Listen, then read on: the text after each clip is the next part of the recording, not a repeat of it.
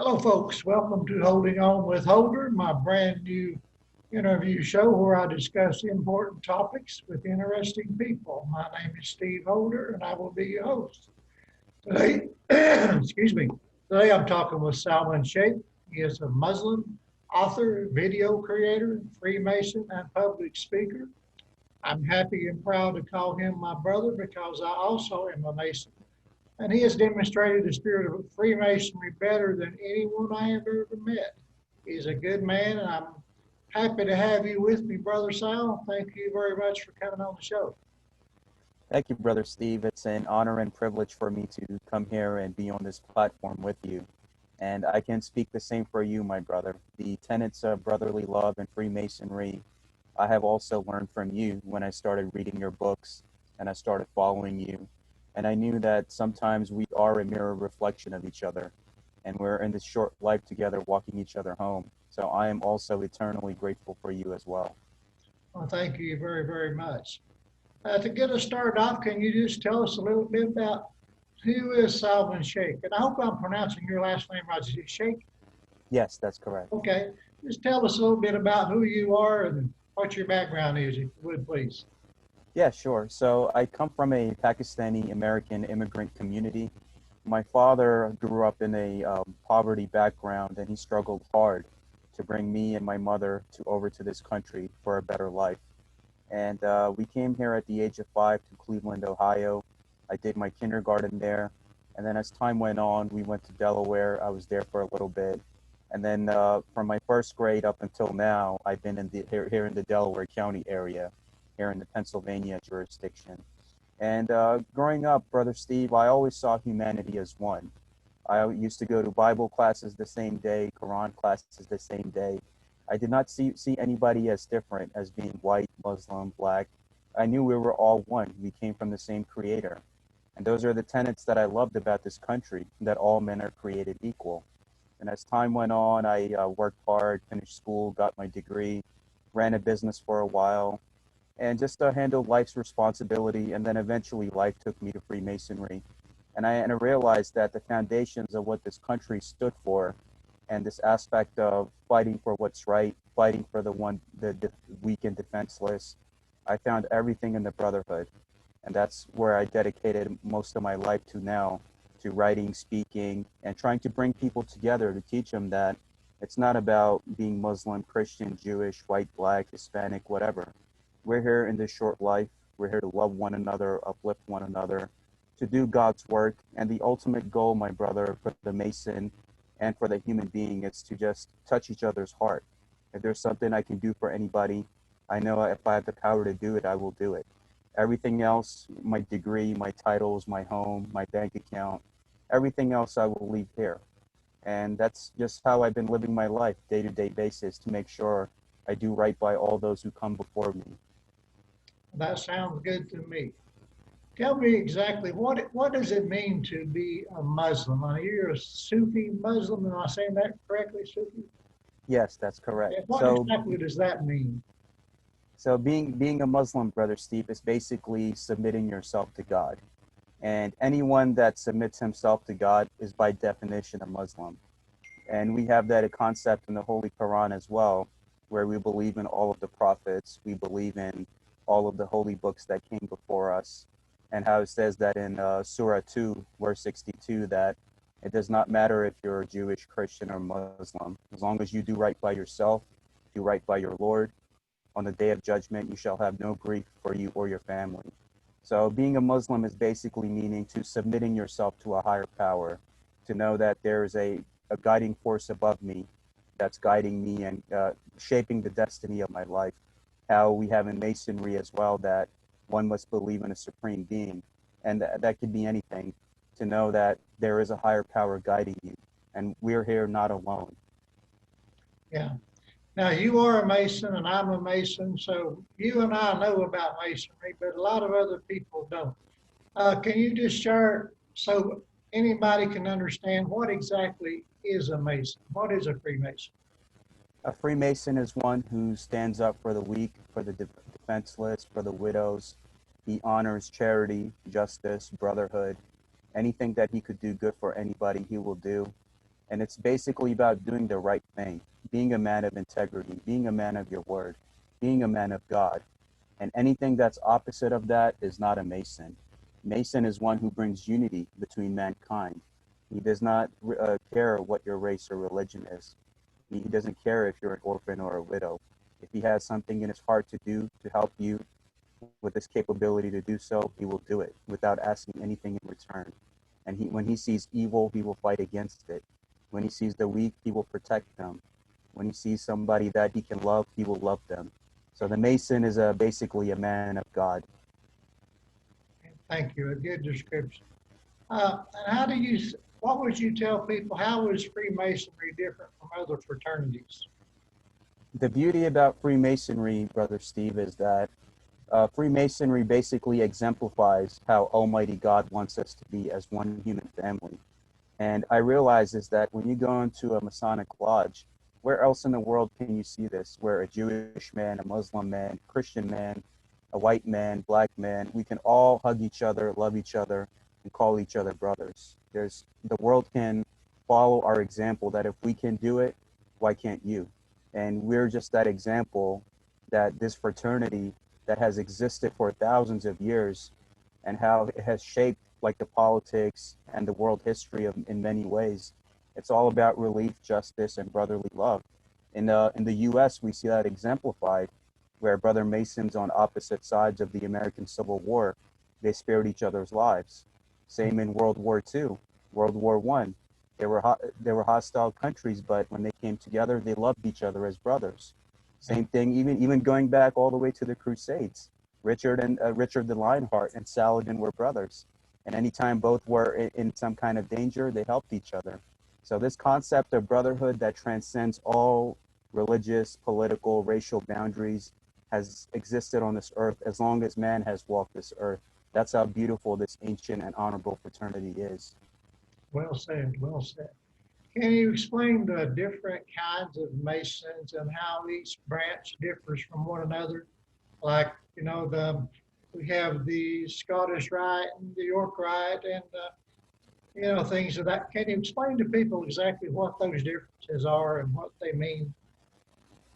Yes, exactly. So what you know as ancient craft masonry, because I've experienced it in other countries as well.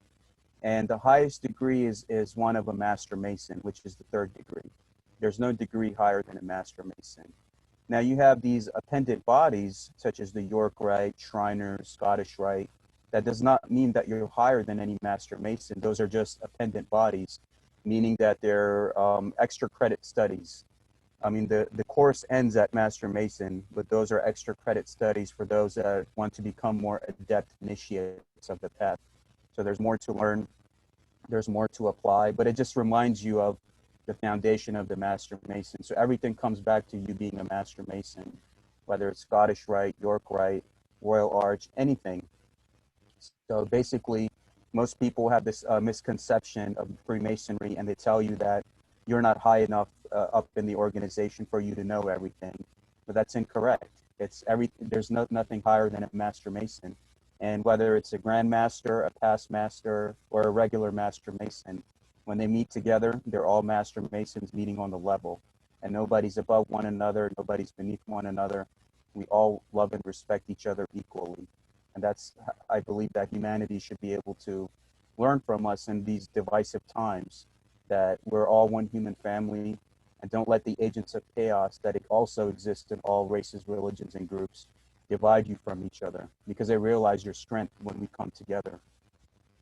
You explained that very well, brother. I appreciate that. Now, what, in your opinion, is the biggest myth about Freemasonry?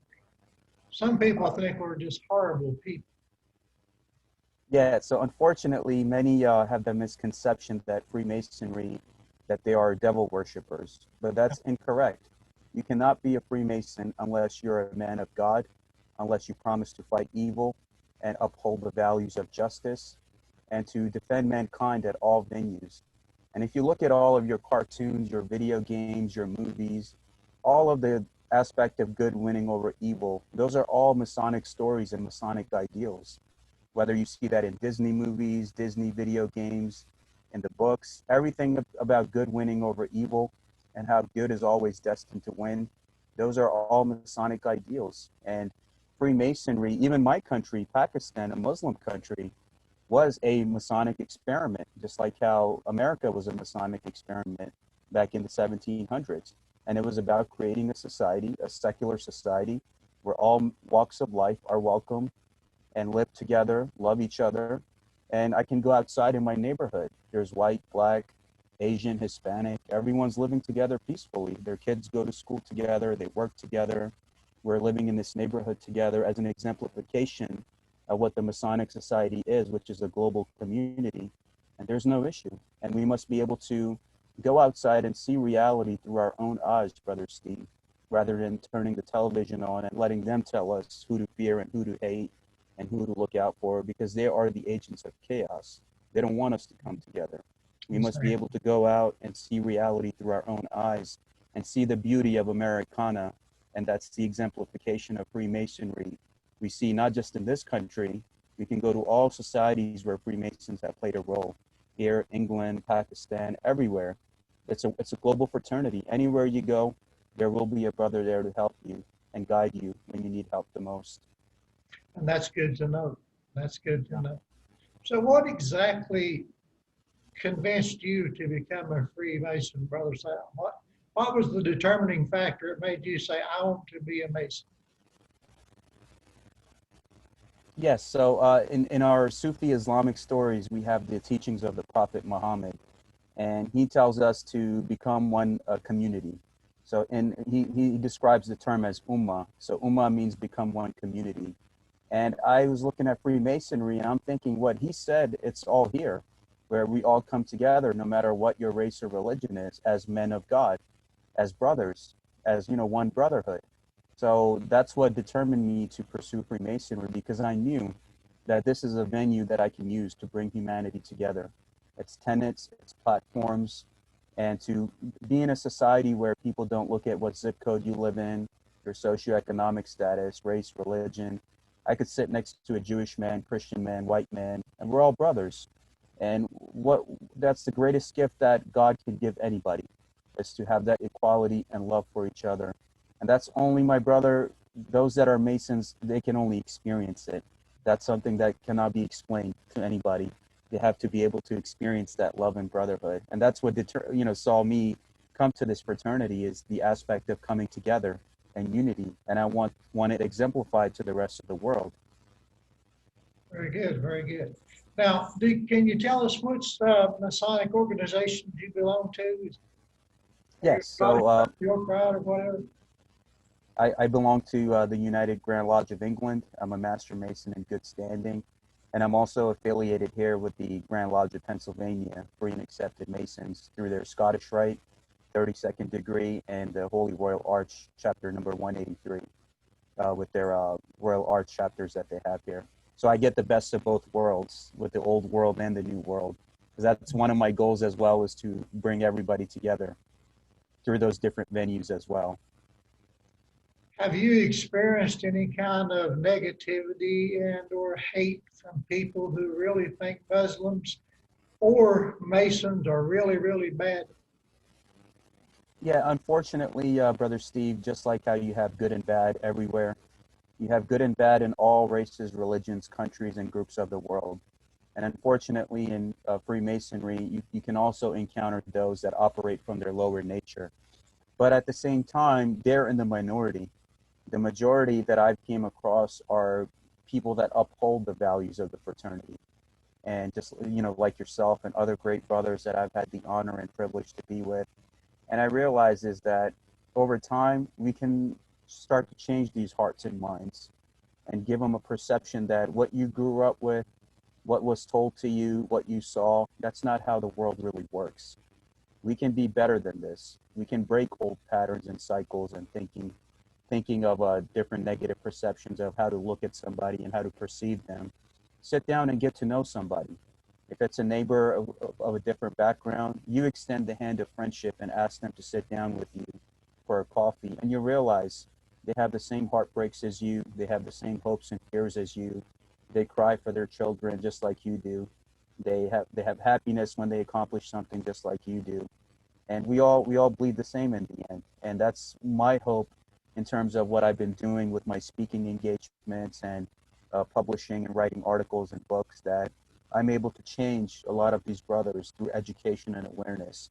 Because that is the best way that you can, that's the greatest gift that you can give somebody, is the gift of education and to show them the light. Because it's our job, is if some are wandering in darkness, if their own brothers are not going to show them the light, then who's going to do it? You are a great example and a great ambassador. Thank you. And you just published a book that I just happen to have a copy of here. I hope everybody can see that. It's called The Spiritual Reflections of the Sufi Freemason, Volume 1. So evidently there's going to be a Volume 2. Yes, that's I correct. haven't read it all yet, Brother Sal, but I have read some and I'm really enjoying it. So what would you like people to know about this book? Why should Well, people be interested in your book? thank you, Brother Steve, for supporting my book. And I also have your book as well, No One Walks Alone. And I encourage everyone to also get that book and to read the aspect of love and hope. And in this book, I touch on the patterns of how Masonic principles, we can apply that to our lives, to our community, and how we see it exemplified in these different religions. How you see all of these religions are teaching you the same thing. And it's basically one mountaintop, how a lot of brothers say that I've been to the mountaintop, and it's different paths that take you to that mountaintop. So you could take A road, B road, C road, D road, whatever path works for you. Do you do it at the best of your ability? Be the best that you can be at it. Because eventually we're all going to meet at the same place, which is in the abode of the grand architect of the universe, Almighty God, with love, light, abundance, and happiness for all humanity, where no such thing as fear, anxiety, hatred, or division exists. It's nothing but love. Love. We need a lot more love in our society, brother. We need a lot more of that. Yes, Uh, absolutely. what else would you like to tell people about who you are or what you stand for, about your faith, about masonry, about your worldview, anything? What would you like to just say to sum up who you are and what your message is to the world? Yes. So what I would like to say, Brother Steve, is that we come from this short life. We grow up. We're taught what to believe. We're given identities, and we're put through a system which tells us how the world works and how things really happen. But then we grow up and realize that nothing in this world works the way that we think that it does. And we begin to see that those that have caused hatred and division amongst us, we let our egos get the best of us in terms of our relationships. We have a society where a man is not ready to commit to a woman's not ready to commit to a man. We're taught to be isolated from each other. We're taught to hate each other, fear each other, not know the love of having a family, having children, all of those things that make up a human society. And one of my goals is that through education and awareness is first to teach them that the concept of race, we're all one human family. The concept of religion, it's the truth has been fragmented into these different, it's all one body, but the truth has been fragmented into these different parts of the body. It's like one of the games that we used to play in elementary school where the teacher would tell you something, whisper something in the student's ear, and then it would get whispered to the other student, and Yeah. eventually it would, something would get added or something would get revised, and the original story would have some kind of twist to it before it eventually got back to the source, which is the teacher. So our teacher is Almighty God, as Masons, as Christians, as Muslims, as Jews, and we're just in this life together, my brother. I'm here with you today. I have no guarantee I can go to sleep and I might not wake up tomorrow. So my greatest gift is that what good did I do for myself and others with the time that I was given? It's not about who I took advantage of or who I threw under the bus and what degree did I get or what fancy house or car I have or who am I affiliated with. None of that is going to mean anything, my brother. It's about what good did you do for yourself and others with the short time that God gave you to be on this earth? And not to sell out, not to be a sellout in any way, to honor your spiritual path, honor your family, honor your God, honor your brothers. And I see that all the time where people, they might be in the bus terminal or the train terminal. Every religion will have their own table set up. and everyone's telling you that we're right, they're wrong. If you don't believe what we believe, you're going to hell. You go to the next table, they're telling you the same thing the other people are saying, the tenets of being a good person, because all of these groups are telling you to be a good person. It's a conduct of life. But nobody's teaching human unity, that everyone is correct. You follow what works for you and just live and let live. So that's one of my goals, my brother, is to have that capacity of what our Masonic Brotherhood teaches us, is to just live and let live, love and respect one another, be a good ambassador of humanity, be a good ambassador of peace, be a good ambassador of God. And what even Thomas Jefferson said at that being at the altar, that I would always oppose tyranny, that any kind of tyranny over the mind of man. And that's the kind of life that I want to pursue as well. The life of a Mason, which is justice, peace, humanity, freedom. The love I have for my family, I should have for your family. I should have for my neighbors' families, not just worry about myself. A society which only tells you to worry about yourself, not to commit to relationships or be in fear and be in a state that you're being pressured, while everything's often very simple. Everything is simple, my brother. It's just love. Just love and be a good person. Sometimes it's man that makes things complicated because of our Yeah. egos and those that want us to keep us divided. That's my goal with what I'm doing, with my talking, with my doing, knowing, is that how can I teach myself and humanity to think good, know good, do good, and tell them that, is there anything that you could have done today better, that you could have done from yesterday? Is there something that you could have said to somebody better that you didn't say yesterday? So this is a path of self-improvement, not just for the body, mind, and spirit, but also for your soul, because we're trying to work our way back from our fallen state that we're in into the graces of the grand architect of the universe. So we just have to stand up for what's right always, even if it's, you have some things that might tell you, you have people that sometimes stay quiet to protect their titles or degrees or positions, but always stand for what's right, even if it costs you everything, because God will ultimately reward you. And I've been in those situations where even though I was at the risk of losing everything, I always spoke the truth. And in return, I'm a living testimony in front of you that God will always give you everything back to you times 10. Even with King Solomon, when King Solomon was asked from God, Solomon, what do you desire? He didn't say, I want women, power, I want all this stuff. He said, God, I only desire wisdom. And just Always. because of Solomon saying that, God actually gave him everything else as a bonus. So that's how it works. When you're in a state, my brother, when you don't desire nothing, you don't need nothing, you don't expect nothing, you're at peace with yourself and others.